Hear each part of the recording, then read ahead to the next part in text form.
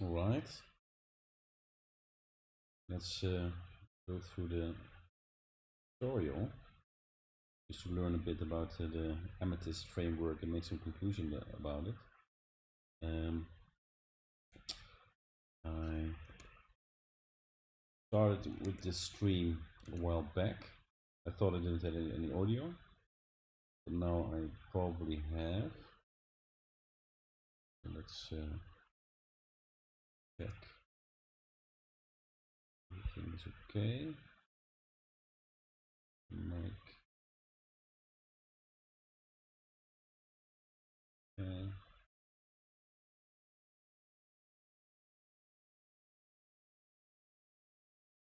Have some properties now. Filters. Advanced.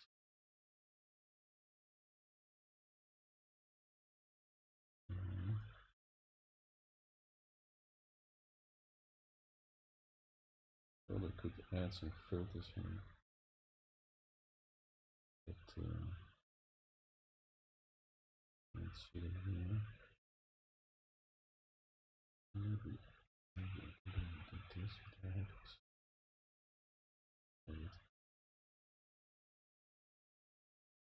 Hmm.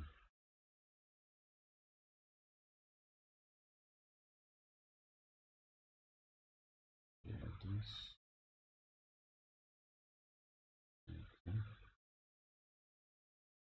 Here.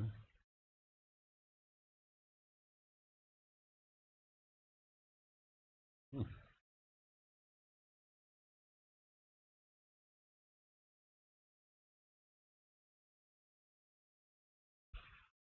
Alright. Relieved. Okay. Here we are. No solidity, filters, no suppression, and noise gate. Okay. So I think we are ready to go. Let's see how everything works here. So let's just follow the thing. The tutorial. Once a file Pong. So let's create it. We need all this extra stuff. And we need move the Pong struct and the simple name into Pong. Now I use something else for Pong, so let's first rename these Pong, Pong, and then let's move them over to Pong file. Exactly. And let's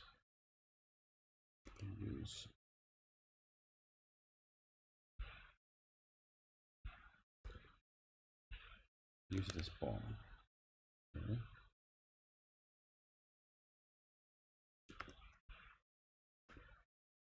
And yes.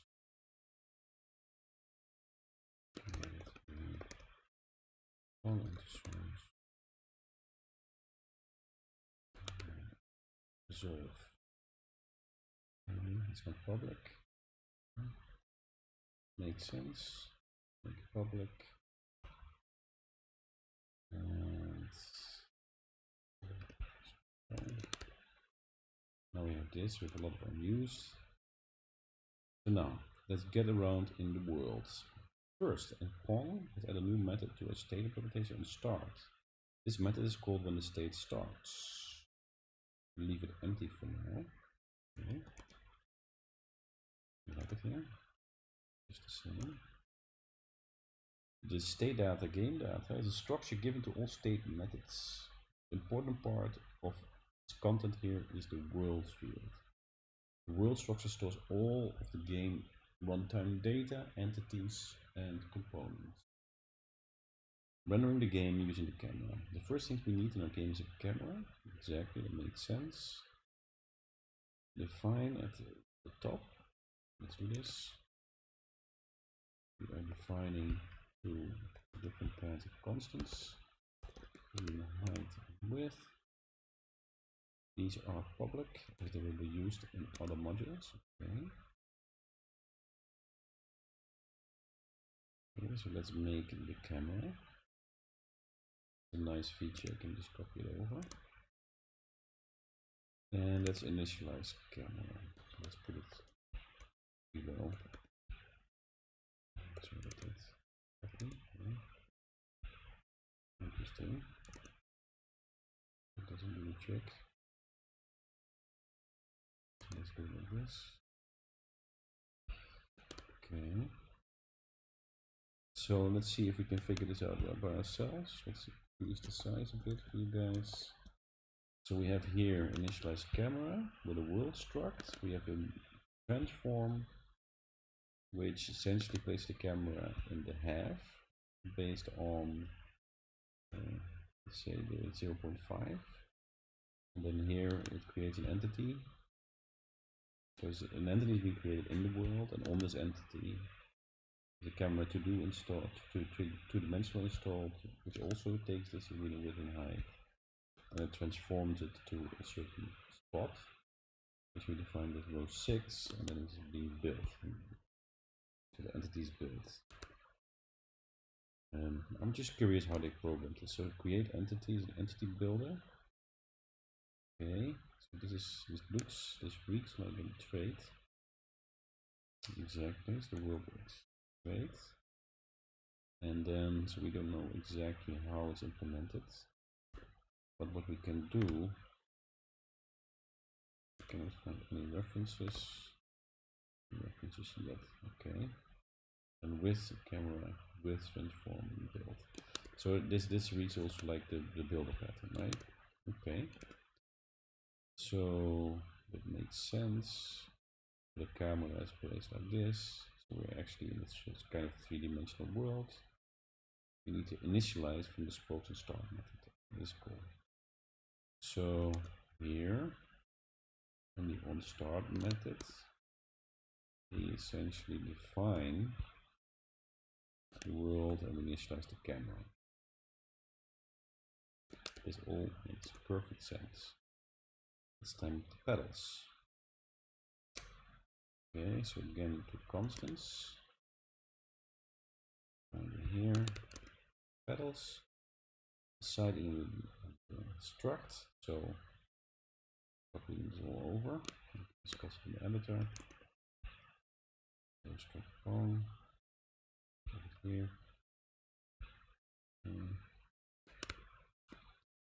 So essentially what this says is we define a side with the left and the right side. So that's the side that was on probably. Width and height are constants, I think. No, these could be defaults. And then we have here the new methods essentially, which returns a pattern, right? Which you will, like the convention I always like to use is here, uses cells, because let's say maybe sometimes change pedal, then that's immediately done. So let's go and move this as well. Okay, it gets one more error. It's here. And let's find data. Exactly. Just let it underscored. And we got a nice compiling file. So let's do the component. So this is very, I like it. I really like it. So if I implement the component trait, then it becomes essentially a component. And then I define a storage type. And the storage type has to do with how essentially these components are stored. I read about this, let's say the previous time I was looking at this.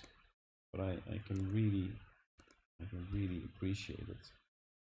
Okay, so this is cool. So now this is a component. If I implement the component, now it can be attached to entities. Okay, so now it can be attached to entities in the game. Very nice. When implementing a component trait, you must specify the storage type. Different storage types optimized for faster access, lower memory usage, or balance between the two. Okay, we can read that later. To initialize some entities. Okay. Let's make some pedals. Okay, so again, we get this transform. So what they say here is an Amethyst ECS component. But the transform itself is also a component, which carries position and orientation information. It's relative to a parent if one exists. Okay, that's interesting. So there's a parent-child relationship. Okay, so let's make some entities. Initialize pedals function. Okay, we don't need to read all this. We can read the code by ourselves. If you have any questions, you will automatically know what is happening. So let's save this. Okay, so we have two transforms. One for the left pedal, one for the right pedal. We have this arena height. We have the left transform, right transform. So this is a placement, makes sense. And again we see this create entity. And then with a pedal, which is initialized by side left transform and the right. This all makes complete sense. I've never programmed in this system before, but it looks really clean. So let's take another look at the onStart method here.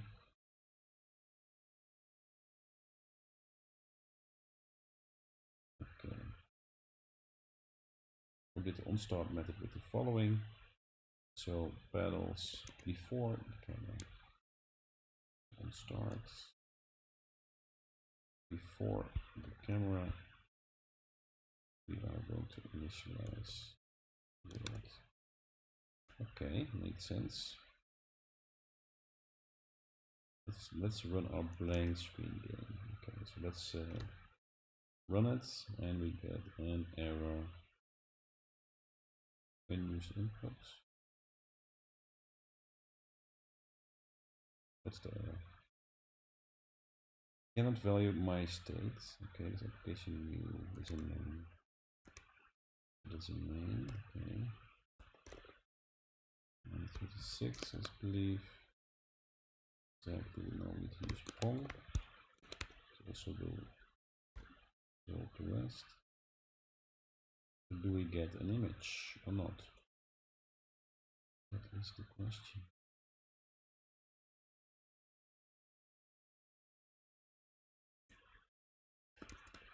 It takes a while.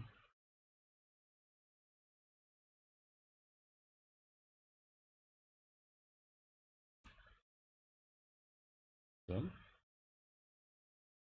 But I don't see anything happening. Okay. So safety checks are enabled, blah blah blah. Try to fetch a resource of type mass storage pedal from the world, but the resource does not exist. I have to insert it in the world. So that's nice. Nice, neat man. It's a very nice message to get. So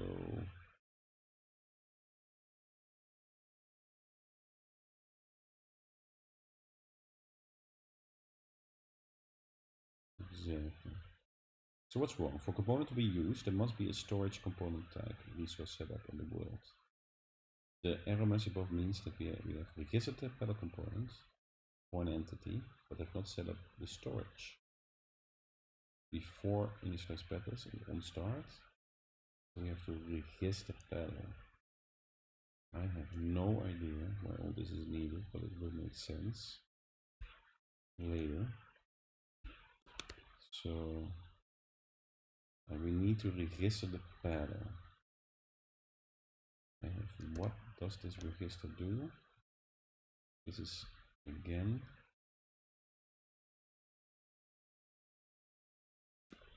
okay. Let's execute it. I must say, the building takes a long time, and I don't know why. But like if you want to develop and see output quickly, it's going to be a drag if you have to do this every time, right? Okay, I don't see any pedals, I don't see anything. No frame available. Okay. I don't know what this is. And it's shutting down. Doesn't look promising. Let's say this is already inconvenient. We need to manually each component project. Must be a better way. There is. Okay. When we add system to our application, any component that the system uses automatically resistors. Okay. However, as we haven't gotten any systems, we have to live with resisting the pedal. Okay. But this is only needed when you're not using systems. Let's run the game again.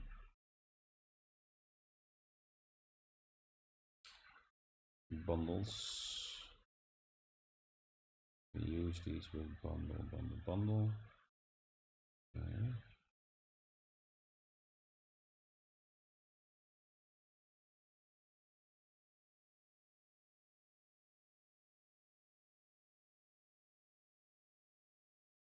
Ah, look. Now we have three. What the hell? Something is happening outside. I don't know what it is.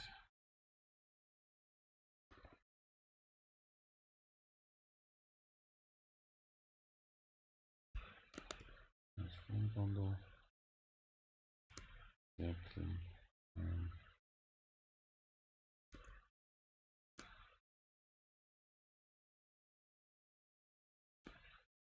That's in the main. Oh, the main function was a bit. The main function we also have here with bundle. So we add one here as well. With bundle. And we need to take from Pong. Exactly, we need to push this again as well. That is called transform. Oh, we already have it here, so we don't need to do it twice. We already had it here as well. I already had it. So we don't need it. That was part of my starter. Okay. The black screen, right? So let's make the screen black. This looks like R, G, B, and some alpha. So let's build it again.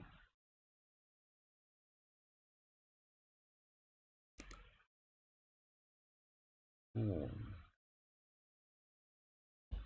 Yes, that's what I'm waiting for, something to see. The first thing we will have to do is to load the sprite sheet. Will be used for all graphics. Okay, now we have a nice black screen.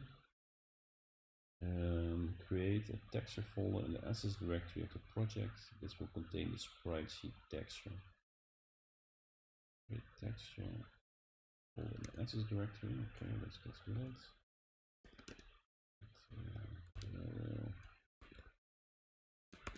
Okay, assets. And let's do make texture. Where's the textures? And it needs a sprite sheet. With this thing. So let's get it. Okay, got it. We will perform the loading in the new function. Load sprite sheet. Ah, look at this. Now, go through this. Again, we go to Pong, and we are going to load the sprite sheet here. We're missing something. The loader is an asset loader, so let's see what are we doing here. We let texture handle, then it opens a block. That means that the last statement is being returned. So this means that these variables are local to the block. It's a nice way of handling it. So we have load resources. We have a loader here with the texture storage, which is another function here called read resource. Which is the resource for reading. Thanks. Okay. When is it? It's not been added. Okay.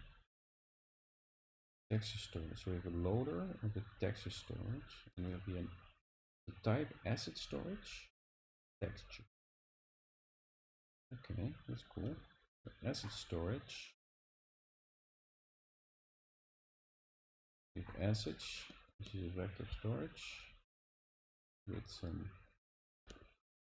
What is this? Essentially a vec, maybe uninitialized. With type.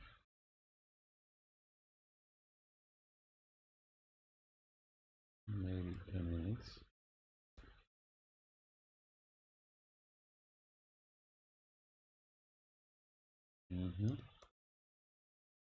Okay. And we have a loader.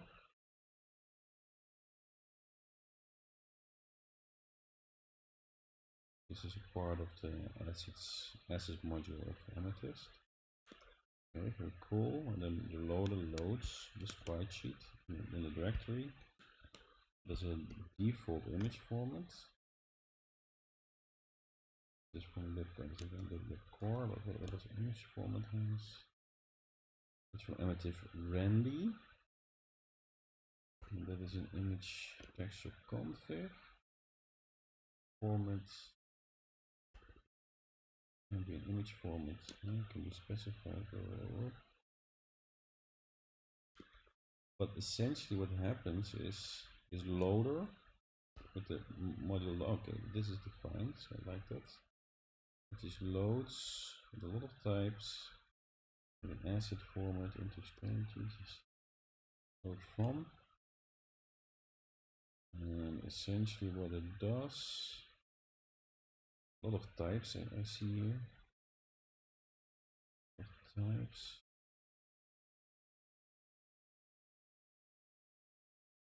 That's cool. Progress tracker. Source. Default. Allocate. Progress add assets. Create tracker. Pretty advanced system already. But in the end, essentially, this texture will be loaded. And we have here a borrow to texture storage. Interesting. So it doesn't mutate anything here. Okay. So, but we got an error here. What's this? Yeah. Affected handle. Right sheet from unit type.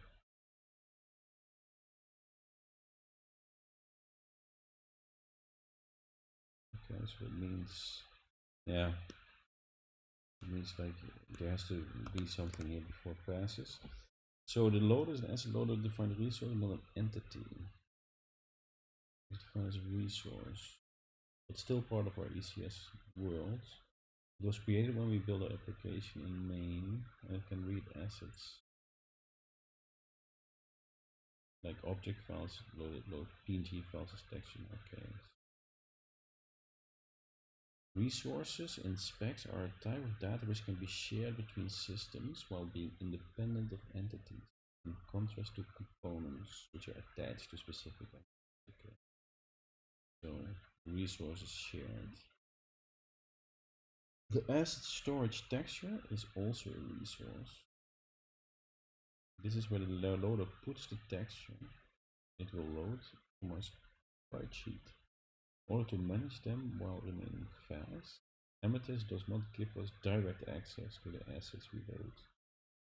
If it did otherwise, we would have to wait for the texture to be fully loaded to do all the things, all the things we have to do to prepare, which would be a waste of time. Instead, the load function will return a handle texture. This handle points to the place where the asset will be loaded. In Rust terms, it is equivalent to a reference counted option. Extremely useful, especially as cloning the handle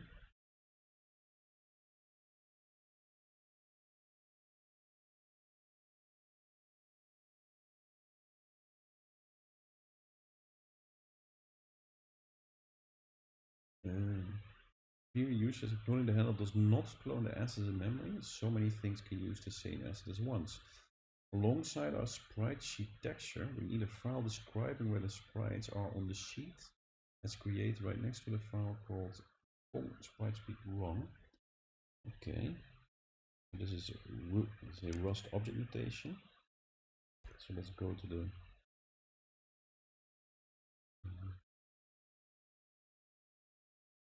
config. We need to go to the textures, assets, texture. Where is it? Pong sprite sheet. Pong sprite sheet dot one. Yes. What I really would like to know is if when this amethyst can also render to wasm, because that would make life much easier for me, because I want to publish something to wasm. If you as a viewer know, or if you commenter, please comment. Or if you know like a really good game engine that in Rust that enables this. Yeah, finally. Okay, now we get the last part of that function. We go back to the Pong file. We can paste this in here. So now we say read resource loader. This read resource we saw before. I don't know exactly where. My file. Loader, texture loader. A lot of read resources here, right, in the world. So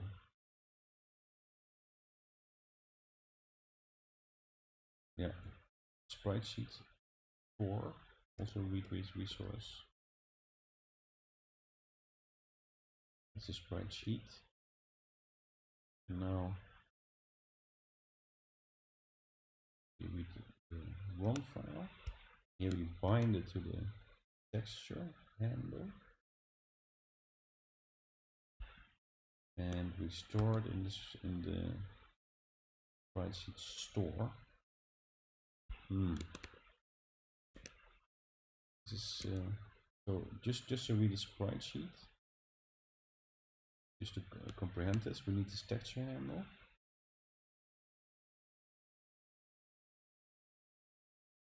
And in this case, we forget all about this, right? It is only needed essentially to put it in. Texture storage. And then essentially we can load it. Interesting. This is where we have to produce the texture handle. Loader will take the file containing the sprite's position at the end and the texture handle and create a nicely packaged sprite sheet struct. Okay, so this creates a sprite sheet struct. Let's see what that does. It has a texture. And it has a vec sprite. Now that makes perfect sense. It is instructed on the user to actually draw stuff on the screen. Please note that the order of sprites declared in the sprite sheet is also significant, as sprites are referenced by the index in the vector. If you're wondering about the ball sprite, it doesn't exist on the image, but we will get to that in a later part of the tutorial. So far so good. We have a sprite sheet loaded. Now we need to link the sprites to the pedals. We update the initialize pedal function by changing its signature to okay, initialize pedals.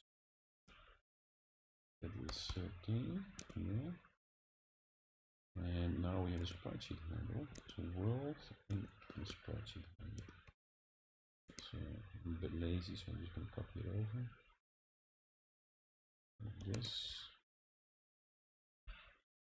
Okay. And the sprites look better.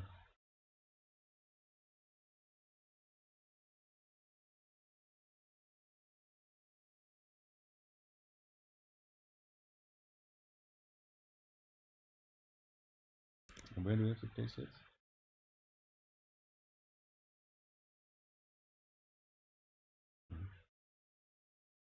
So sprite render. Let's create sprite render. What that may be then. And that is essentially only a struct which is there. Okay. Which is the sheet and the sprite number. This makes complete sense. It's defined in rendy and sprite, and it's exactly like this. Makes absolute sense. Sprite render is the component that indicates which sprite of which.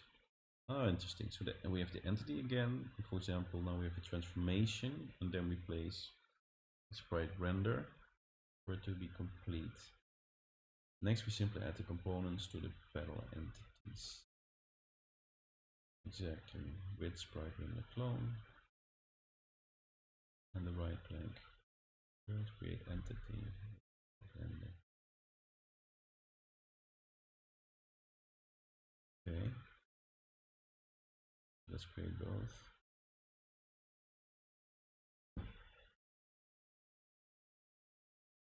Create both.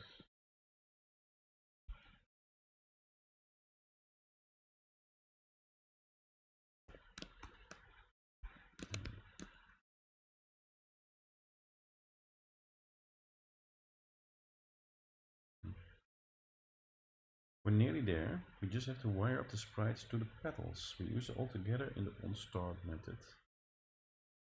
Alright.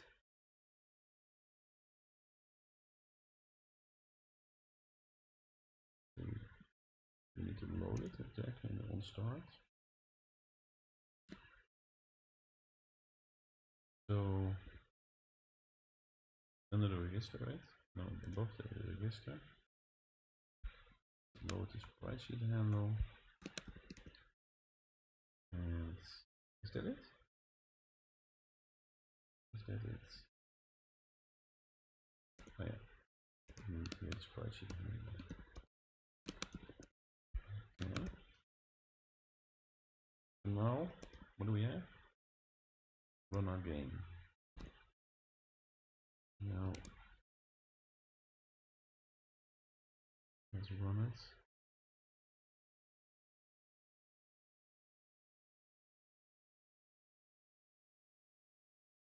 I'm curious if our hard labor pays off, but this building takes a long time.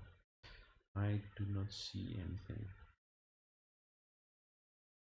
And why is this? Is that Pong sprite sheet? Oh, again, has to do something with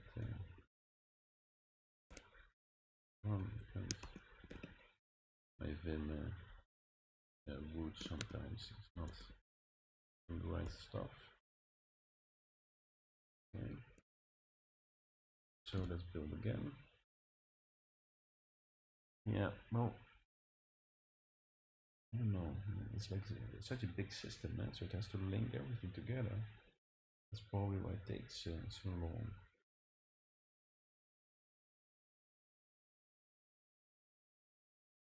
So now we don't have any error messages. Yeah. Commit is git commit unknown. Version is might be. Maybe it's breaking in this. No frame is available. It's also weird, huh? So when I do this, it just keeps on printing this message. I have no clue what that is. Okay, but this is not working. So why? Let's see if we can debug this thing. So we have on start. Yeah. We have sprite sheet handle, load the sprite sheet handle with the world. We do yeah, we register the pedal, and then we call the initialize pedals. Initialize pedals. I thought I missed something, right? Left transform, right transform. Okay, the left flank, World create entity with sprite render clone build and with sprite render create entity. Oh, look. This makes sense, of course, because these are tied together, right? I must do first this one then. Notice the clone, right? Because we're reusing it, so this is a probably it moves. Yeah, exactly. It moves self, right? So okay, this consumes cells and gives cells back, but also moves in the component essentially, probably. See, yeah, the component essentially you give it. That's why this needs to be cloned. So first we clone it, then we do the other one, right render, and then we place it here. Exactly, makes sense. And then of course this must be above.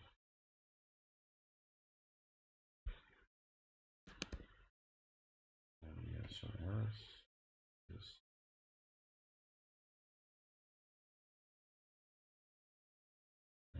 move to me or something.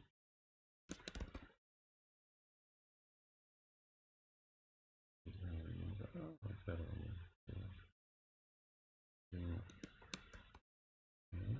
Yes. Everything is okay. Okay. So let's run it again.